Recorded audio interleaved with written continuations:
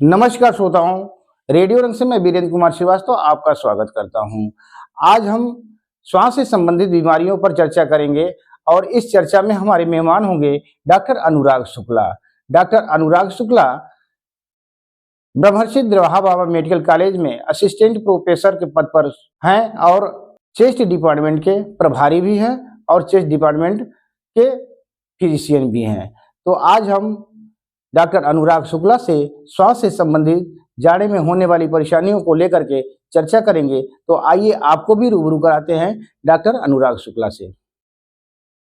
नमस्कार सर। नमस्ते। रेडियो रंग के इस खास कार्यक्रम में देवरिया स्वास्थ्य दर्पण में आपका स्वागत है। तो आप जो है, आपसे मैं ये जानना चाहता हूँ कि ठंड के दिनों में जो फेफड़ों से संबंधित, श्वास से संबंधित परेशानियां होती हैं, आज हम उसके बारे में आपसे चर्चा करना चाहते हैं। तो हम पहले ये जानना चाहते हैं कि सर्दियों के दिनों में श्वास से संबंधित कौन कौन सी परेशानियां होती हैं, ये हम जानना चाहते हैं आपसे। आपके प्रश्नों का उत्तर देने से पहले सबसे पहले मैं रेडियो रंग के श्रोतागणों को मेरा नमस्कार। और जो आपके सवाल हैं उसमें सर्दियों के दिनों में जो सांस संबंधित जो आम बीमारियां होती हैं, जी सर, जो सबसे कॉमन होती है, पहला है ब्रोंकाइटिस है, एज्मा है, निमोनिया है और फ्लू है, जो कि कॉमनली होने के चांसेस सबसे ज्यादा रहते हैं इस मौसम में, सर्दियों के दिनों में।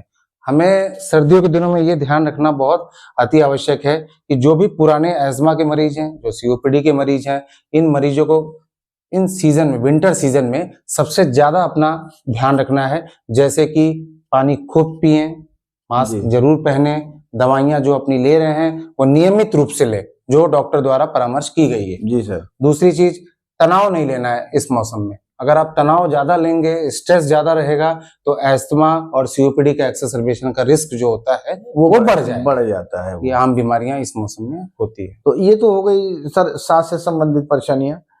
फेफड़ों से संबंधित कौन कौन सी परेशानियां? सांस संबंधित फेफड़ा तो हमारा मतलब वो रेस्पिरेटरी ट्रैक्ट ही है, उसी के थ्रू ये बीमारियां होती हैं। निमोनिया है, एस्थमा है, सीओपीडी है और हमारा जो फ्लू है, जो आजकल कॉमन कोल्ड की जो कॉमन सी प्रॉब्लम है, जो अभी चाइना से एक वायरस आया है, ह्यूमन मेटानिमो वायरस। हाँ, उसका बड़ा चर्चा चल रहा है। वो कोविड से एक तरह से कोविड बाप है, वो बेटा है, तो एक तरह से वो बच्चा है, तो उससे हमें डरने की जरूरत नहीं है। मतलब कोविड से हल्का है, बहुत हल्का है, मतलब कि इसका कोई मतलब नहीं है। कॉमन कोल्ड जैसे हम लोग को पहले होता था शुरुआती दौरों में, बच्चों को छींके आना, जुकाम हो जाना, गले में जकड़न हो जाना, ये उसी तरीके का लक्षण है, जैसे फ्लू टाइप है। बस फ्लू टाइप नॉर्मल, हम अपनी दवाइयों से इसको ठीक कर सकते हैं इसको। लेकिन लोग डरे हुए हैं, क्योंकि एक दौर से गुजर चुके हैं, बस कोरोना के दौर से गुजर चुके हैं, इसलिए लोग डरे हुए हैं। तो इस पर भी लोगों ने चर्चा की कि भाई हम ये जानना चाहते हैं कि भाई ये कैसे हो रहा है, क्या हो रहा है। ध्यान बस इतना देना है कि हमें हाथ नहीं मिला। तो क्या देवरिया में अभी तक तो ऐसा कोई केस तो नहीं, अभी तक तो मैंने तो नहीं देखा, जहां तक हमारी ओपीडी चली है ऐसा कोई नहीं है। लेकिन हाँ, कोविड से जो पुराने जो ग्रसित मरीज हैं, उनका सामना मेरे साथ होता है। हाँ। ये अस्थमा बीमारी जो होती है, जो सांस फूलने वाली, जिसको देहात में हम दमा भी कहते हैं, तो उसके वो किस कारण से होती है और उसका निवारण क्या है? देखिए, एस्थमा जो बीमारी है, जिसको हम लोग हिंदी में दमा कहते हैं, नॉर्मली एस्थमा अगर इंडिया में अगर देखा जाए तो एस्थमा बहुत कॉमन है। अगर 2/3 मरीजों को एस्थमा होता है। जैसे कि एस्थमा के पहली बात तो लक्षण क्या होते हैं, अगर एस्थमा है तो होता क्यों है? एस्थमा का सबसे बड़ा रीजन होता है एलर्जी, पर्यावरणीय कारक, जो वातावरण में किसी को धूल से है, किसी को धुएं से है, किसी को सब्जी के छौके से है, ये एलर्जी होती है। तो अगर जैसे कि आप देखिए कि वातावरण में पौधा, आपने सुना होगा छुई मुई नाम का। हाँ, छुई मुई नाम का जो पौधा होता है वो कहता है डू नॉट टच मी। जैसे ही हम उसको टच करते हैं वो सिकुड़ जाता है। तो उसी तरीके से हमारा फेफड़ा भी है। फेफड़े की जो नलियां होती हैं, जैसे ही वो ट्रिगर फैक्टर, जिस पेशेंट को जिससे एलर्जी है, किसी को धूल से है, किसी को धुएं से, किसी को ठंडी हवा से है, किसी को जब सीजन चेंज होता है तब, तो जैसे ही फेफड़े की नली उससे एक्सपोजर आता है तो नली में क्या होती है, सिकुड़न हो जाती है। तो नली में जब सिकुड़न होगी तो क्या होगा, रास्ता सकरा हो जाएगा। जब रास्ता सकरा हो जाएगा तो मरीजों को सांस लेने में क्या होती है, दिक्कतें होती हैं। वही सांस फूलने वाली प्रॉब्लम होती है, खांसी आती है, छाती में जकड़न होता है, आवाजें आती हैं। मरीज कहता है कि सर रात में बहुत गड़गड़ाहट सी आवाज आती है और सीटी जैसी आवाज आती है। उसके बगल में जो सोएगा उसे सीटी जैसी आवाज आएगी। तो हमें इससे बचना यही है। ये तो कारण हो गए कि अस्थमा के ये कारण होते हैं, इसीलिए हम कहते हैं कि अस्थमा बाप है, एलर्जी उसका बच्चा है। तो एलर्जी क्या होता है कि एलर्जी अगर हम एलर्जी में जैसे नॉर्मली बच्चों को होता है, कोई पेशेंट आता है कहता है कि सर मेरे बच्चे को शुरू से निमोनिया था और अभी जाके थोड़ा अस्थमा में कन्वर्ट हो रहा है। तो वो क्यों हो रहा है? जब हमें छींके आती हैं, 2-3 बार छींके आ गई, सर बार छींके आना, मौसम चेंज हुआ, ठंड लग गई, छींके आना शुरू, और हम डॉक्टर के पास लेके भागते हैं। हम जब इन्हीं मरीजों का ध्यान नहीं देते या इसको नॉर्मली छोड़ देते हैं, यही क्या करता है, एलर्जी अस्थमा का रूप ले लेता है, आगे चल के ये अस्थमा में कन्वर्ट हो जाता है। तो हमें क्या करना है, अगर ऐसे मरीज दिख रहे हैं या ऐसे पेशेंट दिख रहे हैं तो हमें जरूर डॉक्टर से परामर्श लेना चाहिए, उसका आवश्यक जांच करानी चाहिए, और जिससे कि अस्थमा में कन्वर्ट ना होने। तो ये बचने के उपाय हैं। दूसरा चीज अस्थमा के कारण होता है, अगर आप बहुत तनाव ले रहे हैं तो भी अस्थमा हो सकता है आपको। अगर आप क्या कर रहे हैं, पर्याप्त नींद नहीं ले रहे हैं, नींद अच्छी नहीं, 6-7 घंटे की नॉर्मली नींद एक आदमी को लेनी चाहिए। हम लोग अगर नहीं ले रहे हैं तो हम लोग को अस्थमा या सीओपीडी जैसे संभावना बढ़ जाती है। ये चीजें हैं। तो ये तो अस्थमा मान लीजिए कि है कि लोग, आपने बताया कि एलर्जी जिसको होती है, हाँ। तो आम हमारी जो श्रोता है वो ये कैसे जान पाए कि हमको किस चीज से कैसे एलर्जी? हाँ, तो इसका बताता हूँ मैं। देखिए क्या है, एलर्जी किससे है? धूल से, धुएं से। ये क्या होता है, जब मरीज हमारे पास आता है, इसलिए कि उसके तो कई कारण हो सकते हैं। मैं बता रहा हूँ, कारण तो कई हो सकते हैं। हाँ, तो अगर मेरे पास मरीज आ रहा है, सर कहता है कि सर मेरी सांस फूल रही है, तो सबसे पहले हम उससे हिस्ट्री में ये जरूर पूछते हैं कि आपको धूल से एलर्जी है या धुएं से एलर्जी है या सब्जी के छौके से। तो मरीज हमें खुद ही बताता है कि सर हाँ, जैसे ही डस्ट का एक्सपोजर आता है मेरी सांस फूलने लगती है, नाक में से छींके आने लगती हैं, आंखों में खुजली आने होता है और गले में जकड़न होती है। तो हमें क्या करना है, इसका एक जांच होता है जो हम जांचों से पता कर सकते हैं कि किस चीज से एलर्जी है, जिसको हम लोग एलर्जी प्रोफाइल कहते हैं, जो कि मार्केट में अवेलेबल भी है। तो मतलब देवरिया में टेस्ट हो जाता है? हाँ, आराम से हो जाता है, देवरिया में है ये सुविधा। और उस टेस्ट से हम ये पता कर सकते हैं कि आपको किस चीज से एलर्जी है, तो उससे बचाव कर सकते हैं। उसका ट्रीटमेंट भी अवेलेबल है।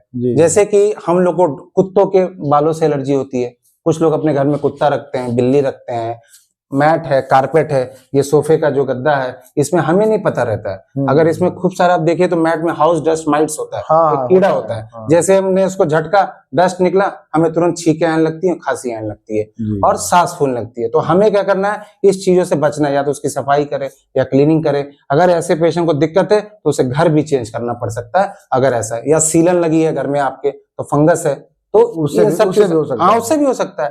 तो ये एलर्जी है, ये डिफरेंट टाइप्स ऑफ एलर्जी है जो कि पेशेंट को, अस्थमा वाले मरीजों को दिक्कत हो सकती है। तो हर मरीज को अपना एलर्जी जानना चाहिए, इसलिए एलर्जी टेस्ट जरूर कराएं, जिससे पता चल जाए कि हमें इस चीज से एलर्जी है, तो हम अस्थमा से बच सकते हैं, कि हमें अस्थमा के लक्षण बचाव हो सकता है। अच्छा सर, ये बताइए कि जैसे ठंड के दिनों में सुनने में ये आता है कि टीबी का अटैक कुछ ज्यादा होता है, टीबी की बीमारी कुछ ज्यादा। हाँ, इसके बारे में बता रहा हूँ। आपने ये सवाल में जो पूछ, सर्दियों के दिन देखिए टीबी जो होता है ये कभी मौसम पे तो डिपेंड नहीं होता है, पहली बात। ठीक, दूसरी चीज ये होती है कि ऐसा देखा है, ऐसा मैंने भी देखा है, सर्दी, इसका रीजन क्या है, कारण ये है कि सर्दियों के दिनों में पल्मोनरी वाले ज्यादा अटैक कर जाते हैं। तो सर्दियों के दिनों में हम लोग हमेशा अमूमन देखा, हम लोग घर में चिपके रहते हैं, सब लोग घर में बैठे हैं, बाहर नहीं निकल रहे हैं। तो जनरली इससे क्या होता है, प्रतिरोधक क्षमता शरीर की वो बहुत कम हो जाती है। दूसरा चीज, हमें धूप नहीं मिलती, मरीज धूप में नहीं बैठ रहा है, पेशेंट धूप में नहीं बैठता, तो उससे क्या होता है कि विटामिन डी का लेवल कम होता है।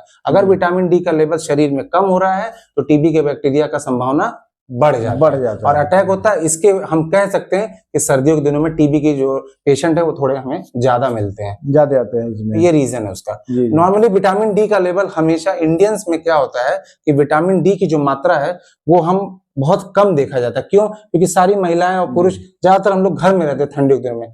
लेकिन मैं ये कहता हूं आपके श्रोतागणों को कि ठंड के दिनों में अगर थोड़ी सी भी धूप निकलती है तो जरूर 1 घंटा बैठें, बाहर निकले 1 घंटा बैठे, जिससे विटामिन डी का सिक्रीशन हो। विटामिन डी की सिंथेसिस अगर नहीं होगी तो टीबी का संभावना, सीओपीडी का संभावना और अस्थमा का संभावना बढ़ जाता है। ये सीओपीडी, एज्मा और ट्यूबरकुलोसिस, लंग की सारी जो प्रॉब्लम्स होती हैं ये विटामिन डी से इनका लेना देना है। तो हमें विटामिन डी भरपूर मात्रा में हमारे शरीर में होनी चाहिए, जिससे तो उसको अलग से भी स्रोत, तो उसका विटामिन डी का लिए ले सकते हैं आप। ओमेगा 3 फैटी एसिड एक नाम की टैबलेट आती है, उसको खाइए, प्लस व्यायाम करें, योगा करें, इससे आपकी इम्यूनिटी स्ट्रांग होगी, तो टीबी का बैक्टीरिया वैसे भी आपको नहीं अटैक करेगा। जी जी। नॉर्मली एक चीज और आपके श्रोतागणों को बता दूं, टीबी का जो बैक्टीरिया वो सबके अंदर है, वो आपके अंदर भी है, मेरे अंदर भी है। जैसे ही प्रतिरोधक क्षमता अपने शरीर की कम होगी, टीबी का बैक्टीरिया अपने आप को मल्टीप्लाई करके आपको सिम्टम दे सकता है। हाँ, तो हमें और एक चीज आपके श्रोता, आपके इस माध्यम से मैं और बताना चाहता हूँ, आज गवर्नमेंट ने एक साई टीबी नाम की जो जांच है, जो कि मेडिकल कॉलेज में और जिला अस्पताल में लॉन्च की है। इस ये मॉन्टॉक्स टेस्ट जो होता है, तो जनरली टीबी जिसको हुआ है, अच्छा मान लीजिए कोई पेशेंट आया, उसका स्पुटम पॉजिटिव है, हमने उसको टीबी की दवा चालू कर दी, लेकिन उसके घर वालों को भी हमें क्या करना है, टीबी प्रिवेंटिव थेरेपी देना है। तो उन सारों मरीजों, सारे घर वालों का वो मॉन्टॉक्स टेस्ट कराना है हमें, जिससे कि हम उनको प्रिवेंटिव थेरेपी दे पाए, जिससे कि टीबी होने से उनको हम बचा सके। ये चीजें हैं। तो सर ये चीज मैं ये जानना चाहता था कि जैसे कॉमन कोल्ड वगैरह होता है, सर्दी खांसी अमूमन मौसम बदलता है तो होता है, तो लोग जो है इनहेलर का प्रयोग करते हैं, जैसे ये सूंघने वाली इनहेलर का प्रयोग करते हैं।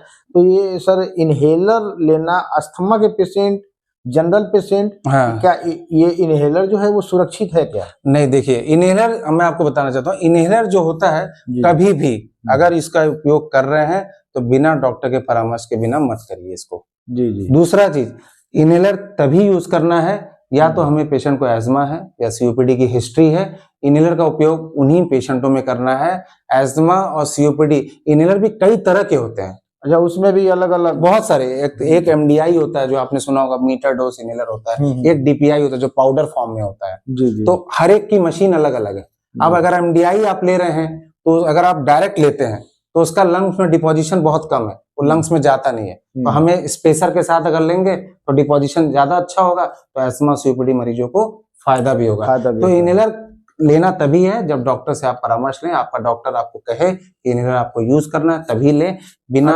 अनावश्यक ना लें उसके, नहीं तो नुकसान होंगे, क्योंकि उसमें कॉर्टिकोस्टेरॉइड भी रहता है, तो वो आपको नुकसान पहुंचा सकता है। तो सर ये मैं ये जानना चाहता हूँ कि ये बच्चों में जो है इस समय ठंड के मौसम में निमोनिया के केसेस बहुत होते हैं, तो उनके अभिभावक जो है, माता पिता जो है, इसको कैसे बचाव कर सके कि बच्चों को कम से कम निमोनिया की परेशानी हो, ये दिक्कतें हों? देखिए, ठंडियों के दिनों में बच्चों को हमें बचाना बहुत आवश्यक, जैसे कि अर्ली जो बच्चे होते हैं, न्यूबॉर्न होते हैं, और एक बूढ़े, इन दो कैटेगरी के लोगों को हमें ठंड में बहुत बचाना होता है।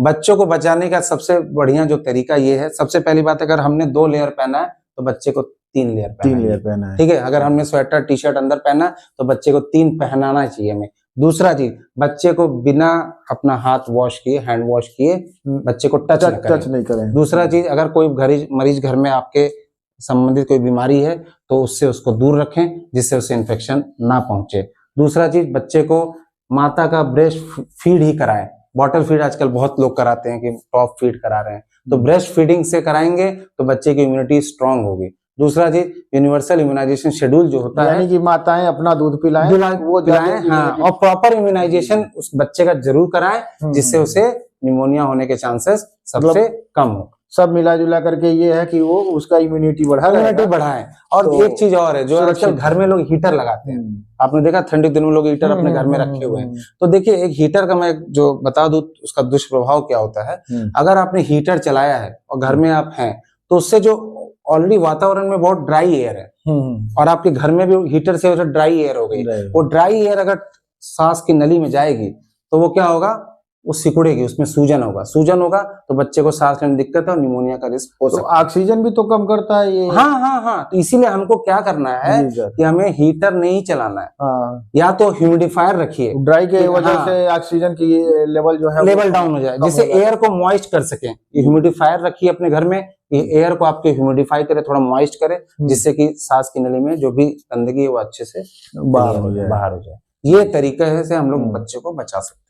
तो सर अब हम आपसे ये जानना चाहेंगे कि ये तो बच्चे पे हो गई, निमोनिया पे हो गई, अब जरा हम अपने वयोवृद्ध बुजुर्गों पे जानना चाहते हैं कि हमारे बुजुर्ग जो हैं अभी, जो जिनकी इम्यूनिटी पहले से ही कमजोर होती है, लेकिन जैसे ही मौसम बदलता है या सर्दियों का मौसम आता है, उनके अंदर सांस फूलना, कफ का जकड़न, ये सारी प्रॉब्लम, या कॉमन कोल्ड, खांसी का आना, ये सब होने लगता है। तो ये हमारे बुजुर्ग जो हैं वो इसका बचाव कैसे करते हैं? देखिए, क्या है, जो भी 60 साल से ऊपर या 50 साल से ऊपर वाले लोग हैं, जो कि हमारे वृद्ध हम लोग बोल रहे हैं उनको, उनके सबसे बड़ी प्रॉब्लम हमें ये सच में बचाना क्यों है उनको कि विंटर ऑलरेडी पेशेंट को अगर ओल्ड एज में चाहे डायबिटीज हो जा रहा है लोगों को आजकल, हार्ट का कार्डियक रिस्क हो रहा है, साथ में कुछ लोगों को अस्थमा भी होता है, सीओपीडी भी होता है। विंटर सीजन में हमें ऐसे मरीजों को बहुत बचाना चाहिए। सबसे पहले तो उनको पहना उड़ा के रखिए, लेयर कपड़े जैसे ऊनी कपड़े पहने। दूसरा चीज, सुबह सुबह 1 घंटा प्राणायाम करें जी, और ब्रीदिंग एक्सरसाइज करें। अब ब्रीदिंग एक्सरसाइज करने का एक तरीका बहुत सिंपल मैं बता देता हूं। आप क्या करिए, ब्रेथ होल्ड कर लीजिए, एकदम सांस बड़ी लंबी खींच के और उसको रोक लीजिए और अपने मुंह से 1 2 3 4 5 6 7 10 तक गिनती गिनिए। ऐसे रोकने से क्या होगा कि आपकी फेफड़े की क्षमता क्या होगी, सांस बढ़ेगी, उसमें फेफड़ा फूलेगा और फेफड़ा आपका स्ट्रांग भी होगा, जिससे आपको दिक्कत नहीं होगी। दूसरा चीज क्या करिए, हाथ धो के खाना खाएं, बाहर अर्ली मॉर्निंग वॉक पे ना जाएं। अर्ली मॉर्निंग, जबकि जाड़े में लोग जाड़े में जब भी लोग जाते हैं अर्ली मॉर्निंग ना जाएं और इवनिंग में ना जाएं जहां ठंड हवा होती है, क्योंकि देखिए जो ठंड हवा है, जो ड्राई एयर है, वो जब अंदर जाएगी सांस के नली में तो वो सिकुड़ेगी, इन्फ्लेमेशन होगा तो रास्ता सकरा हो जाएगा, तो हमें सांस लेने में दिक्कतें होंगी। तो ऐसे मरीजों को हमें नहीं घूमना है, धूप में 1 घंटा बैठना है। और दूसरी चीज, प्रॉपर इम्यूनाइजेशन लेना है। कौन सी इम्यूनाइजेशन? न्यूमोकोकल वैक्सीन और इन्फ्लुएंजा की वैक्सीन, ये हमें लगवा लेना चाहिए ओल्ड एज वाले, खासतौर से बुजुर्गों को। हाँ, बुजुर्गों को, जिससे कि हमें अस्थमा और सीओपीडी का रिस्क ना हो। ये चीजों का ध्यान रखेंगे और खान पीन अच्छा रखें, 7 से 8 घंटे की नींद लें और स्वस्थ आहार लें। स्वस्थ आहार का मतलब होता है बैलेंस डाइट होना चाहिए। बैलेंस डाइट का मतलब ये कि आपने घर में 4 समोसे खा लिए, रात में फिर पूरी सब्जी खा लिया, ये बैलेंस डाइट नहीं है। अगर आपने 2 समोसे सुबह खाए तो रात में 2 सेब भी खा लीजिए, जिससे कि आपका वो बैलेंस हो जाए। तो इसमें हमें क्या करना चाहिए, ओमेगा 3 फैटी एसिड खाने चाहिए, विटामिन सी ज्यादा लेना चाहिए। विटामिन सी जैसे सेब खा लें, संतरा खा लें, तमाम हरी सब्जियां खा लें, जिससे कि आपका इम्यूनिटी स्ट्रांग हो और बीमारी से हम लोग बच सकते हैं। तो सर, एक चीज ये धारणा लोगों में रही है कि इस समय जो है, ये जो उस समय हम लोग को ये कोरोना काल जो चला था, कोरोना काल में बहुत लोगों को कोरोना हुए थे। तो आज मैं ये जानना चाहता हूँ कि कोरोना काल में जो जिन लोगों को कोरोना हुआ था, जो मतलब पॉजिटिव रहे, ट्रीटमेंट लिए और ठीक भी हो गए, तो क्या इसका असर फेफड़ों पर भी पड़ता है क्या, या पड़ रहा है क्या? देखिए, कोविड-19 के 2 वेव आए अपने भारत में। फर्स्ट वेव आई, फर्स्ट वेव में इतना नुकसान नहीं हुआ जितना सेकंड वेव में नुकसान हुआ। कई लोगों की मौतें भी हो गई, और कोविड-19 के सेकंड वेव के बाद से कई लोगों को डायबिटीज हुआ है, कई लोगों को एवियन भी हो गया है, हेड ऑफ फीमर, कूल्हे की जो ब्लड सप्लाई कम हो गई है। जी। बहुत सारे मरीज हैं जो कोविड के बाद से हुआ है। कई लोगों को अस्थमा की प्रॉब्लम हो गई, कई लोगों को सीओपीडी भी हो गया। लेकिन देखिए, ऐसे जो मरीज हैं वो 10 से 15% लोगों को फेफड़े में नुकसान हुआ है। 10 से 15%, बस 10 से, बहुत लोगों को नहीं देखा है मैंने। लेकिन जनरली क्या होता है, ये नुकसान कैसा हुआ है, हमारे एक मेडिकल टर्म में फाइब्रोसिस टर्म होता है। तो कोविड-19 के बाद से फेफड़ों में क्या हुई है, 10 से 15% लोगों में फाइब्रोसिस हो गई है। अब उस फाइब्रोसिस क्या है, वो रिवर्सिबल है, वो ठीक भी हो सकती है। लेकिन हमको क्या है उसमें, अब उन मरीजों को ध्यान कैसे देना है? ध्यान ये देना है कि आपको पहली बात तो अपना नियमित चेकअप कराना है, रूटीन चेकअप कराना है। जिसका रूटीन चेकअप का मतलब स्पायरोमेट्री। स्पायरोमेट्री का टेस्ट ये होता है कि उससे फेफड़े की क्षमता नापी जाती है कि हमारा फेफड़ा कितना स्ट्रांग है, कितना वर्क कर रहा है। अब स्पायरोमेट्री तो देखिए क्लिनिक में है, लेकिन हम घर पे क्या कर सकते हैं? घर पे हर एक मरीज को पीक फ्लो मीटर होता है, जिसको हम लोग पीक फ्लो एक्सपायरेटरी मीटर कहते हैं। एक ऐसा यंत्र है जिसको हम लोग अपने घर में रख के अपने फेफड़े की क्षमता नाप सकते हैं। उस पे संख्या होती है 30, 40, 50, 60, 70, 80। तो अगर 80 है तो आपका फेफड़ा सही काम कर रहा है, 40-50 से नीचे है इसका मतलब आपका माइल्ड टू मॉडरेट। तो मान लीजिए जहाँ ये सारी इंस्ट्रूमेंट ना हो, चीजें ना हो, हाँ, तो वो लोग कैसे नापे जो दूर दराज में देहात में बैठे हैं? नाप सकते हैं। ऐसा भी है कि अपना फेफड़ा सांस भर के फुला करके टाइमिंग दे के कर सकते हैं। अगर आप नहीं, कितने देर तक हम अपने सांस सकते हैं आराम से अगर आप 10 तक गिनती इस तरह से भी कर सकते हैं। तो ये कोविड-19 के बाद से लोगों को हुआ है, तो ये जानने का एक तरीका है। पीक फ्लो मीटर बहुत सस्ता आता है, ओनली 100-200 रुपए का आता है, तो एक आम आदमी खरीद सकता है। आज की ऐसा नहीं है कि बहुत महंगा आता है, वो 100-200 रुपए खरीद के हम लोग उसको जांच कर सकते हैं। दूसरा चीज, डॉक्टर से जरूर परामर्श लें।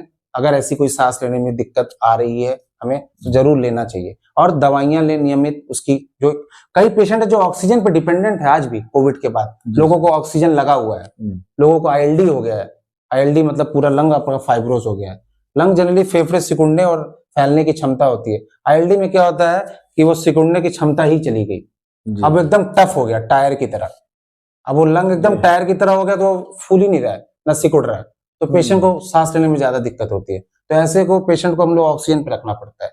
तो नियमित डॉक्टर से जरूर सलाह लें, और इसका अगर कोई दिक्कत हो जरूर उपचार कराएं इसका। तो सर ये जो हमारे आज की चर्चा रही है, और आगे जो हमारे श्रोता जो हैं अगर हमसे कोई सवाल करते हैं तो निश्चित है कि हम आपसे संबंध बनाएंगे, जरूर जरूर, और अपने श्रोता को जवाब जरूर देंगे। जरूर जरूर जरूर जरूर।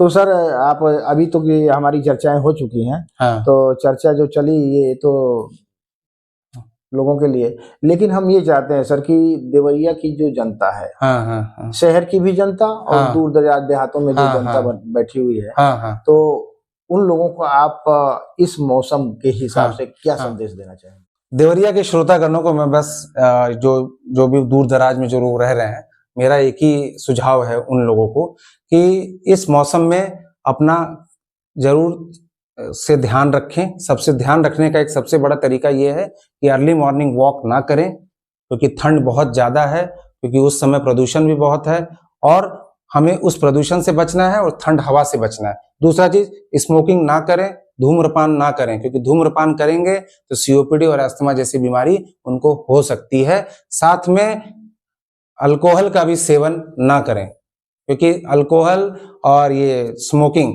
ये दो करने के वजह से मेरे पास ऐसे मरीज बहुत सारे आते हैं जो कहते हैं कि 20 साल से स्मोकिंग कर रहे हैं, इन्हें अस्थमा और COPD हो सकता है। ठंड में अपना जरूर बचाव करें, अच्छा नींद लें, स्वस्थ आहार लें और पानी खूब पिएं। कम से कम 2-4 लीटर घर में एक दिन में पानी पीना चाहिए, जिससे कि आप बीमारी से बच सकें। और लोगों से हाथ ना मिलाएं, दूर से नमस्ते करें इस मौसम में, क्योंकि चीन से एक वायरस है, उससे डरना नहीं है, जो कि आज ह्यूमन मेटान्यूमो वायरस है। वो कोविड का एक तरह से बच्चा है, उससे हमें बचना है, नहीं है डरना नहीं है। सबसे बड़ा डरना नहीं है, बीमारी है उसके लिए डॉक्टर अवेलेबल है, हमारे पास पूरी व्यवस्था है हमारे कॉलेज में, जो कि हम पेशेंट का अच्छे से इलाज कर सकते हैं। तो सर इतनी अच्छी जानकारी आप हमारे श्रोताओं को दिए, इसके लिए आपका बहुत बहुत धन्यवाद। आपका भी बहुत धन्यवाद। श्रोताओं से जब भी हमको ऐसे कुछ प्रश्न मिलेंगे, अगर वो क्वेश्चन करेंगे हमसे, तो हम निश्चित है कि आपसे संबंध बनाएंगे और आपसे जानकारी लेंगे। तो श्रोताओं, रेडियो रंग के इस खास कार्यक्रम में देवरिया स्वास्थ्य दर्पण के अंतर्गत आप अभी सुन रहे थे डॉक्टर अनुराग शुक्ला को, जो MD हैं, चेस्ट स्पेशलिस्ट हैं, महर्षि देवराहा बाबा मेडिकल कॉलेज देवरिया से।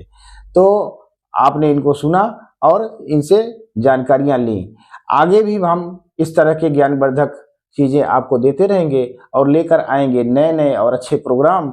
और अगले एपिसोड में मित्रों मिलते हैं नए विशेषज्ञ के साथ नई बीमारी पर। तब तक के लिए नमस्कार।